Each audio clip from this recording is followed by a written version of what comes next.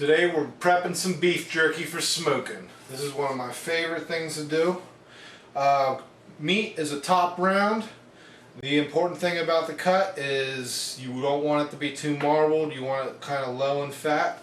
And basically the rule is the thicker you cut it, the longer it'll take to smoke it. So depends how you like your jerky and how much time you want to dedicate. If you do 100% smoke, obviously you could finish in the oven or whatever. But I'm going to do mine pretty thin because I want it to smoke up pretty quick. So I'm just going to try and cut these pretty thin.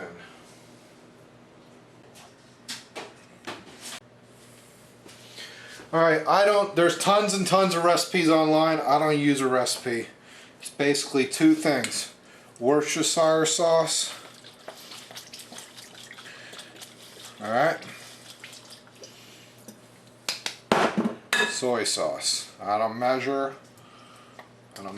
anything. Just kind of try and get it about equal parts of each. Alright.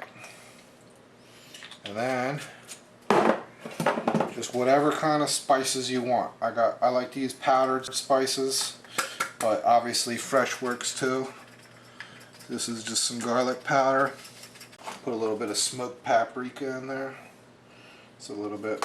We're already going to be smoking this, so kind of redundant, don't you think? Some more garlic powder. Different container.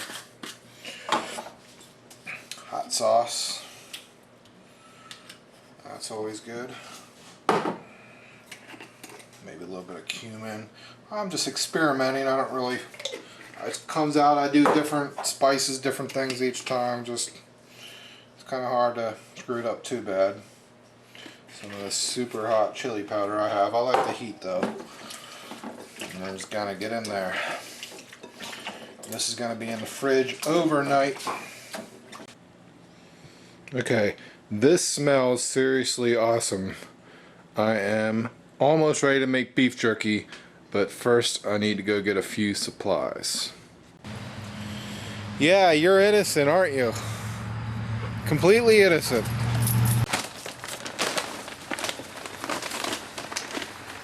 Get some charcoal started.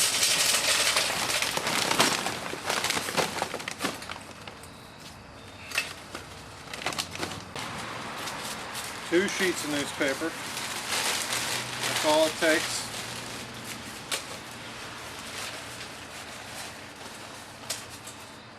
Move. Come on. And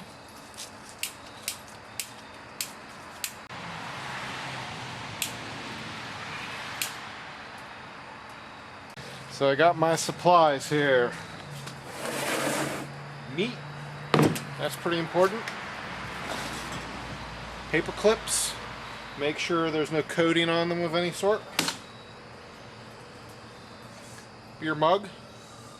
Very important. Beer. Equally important. Take your paper clips. Meat. Pierce the meat. Pretty simple process here. We're just hanging meat. That's it.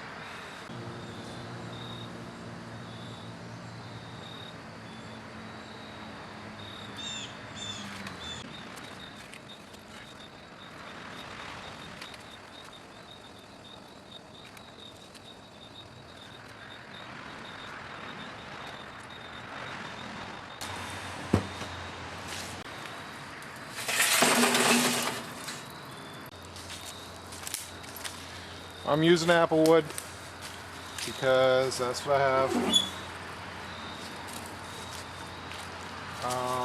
Applewood's more of a mild smoke. Use hickory if you wanted something more assertive. You could have went all you could have just went all wood on this, but I find the charcoal keeps it at a steadier temperature. It's a little easier to deal with.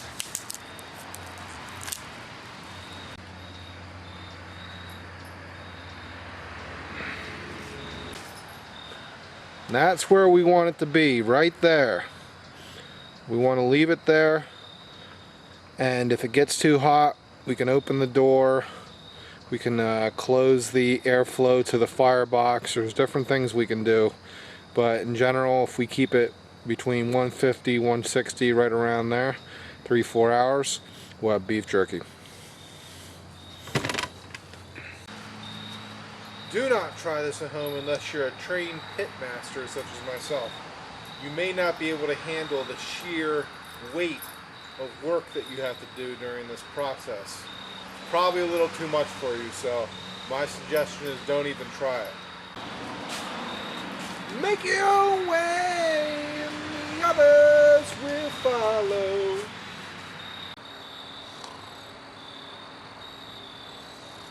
Chicken jerky! Yeah, look at that.